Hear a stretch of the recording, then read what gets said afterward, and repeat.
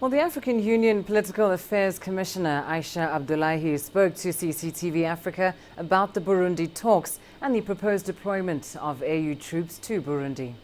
The Burundian stakeholder talks were happening in Entebbe, Uganda, and we have heard that the talks are now postponed until July 6. However, what can you tell us about the outcomes of these talks? It was a good start, and we hope that it would continue as agreed in the beginning of January. For us, currently at the African Union, the priority is, of course, the de-escalation of the violence in Burundi. Every day people are dying.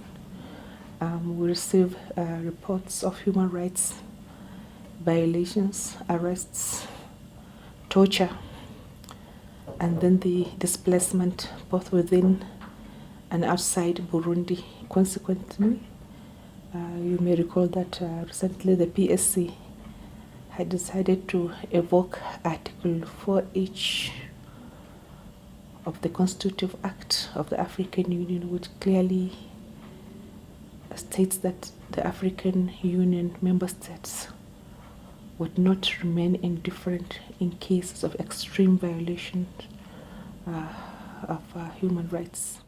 The Peace and Security Council of the African Union decided that in order to stop the killings in Burundi and protect civilians, there should be a troop deployment, exactly 5,000 military and police force to the country. Now, so far, how many countries have committed troops to this one, and when do you think that's going to happen? Well, let me begin by saying that after the recent Amani 2 exercise held, the African Union has now a capacity to deploy rapidly. However, we also have the East African Standby Force.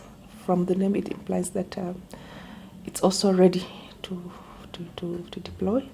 We believe that the community can raise the 5,000 strong force. Clearly, Rwanda has come out to say that it cannot participate, but we hope that other countries from the region will contribute the numbers, and we're also hoping that Burundi would eventually heed to the call of the African Union and also that of the chairperson, Dr. Dlamini Zuma, to allow the troops that are just there to ensure that the violence de-escalates. Is there any deadline for this troop deployment?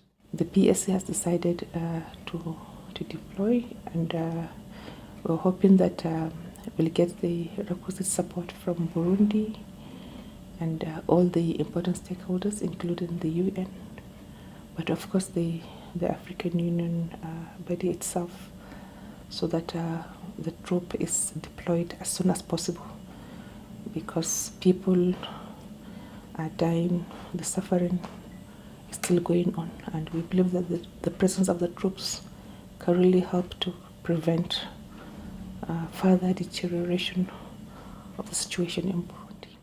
What is the plan of the African Union if the government of Burundi continues to disallow the troop deployment, which is intended to go in as soon as possible?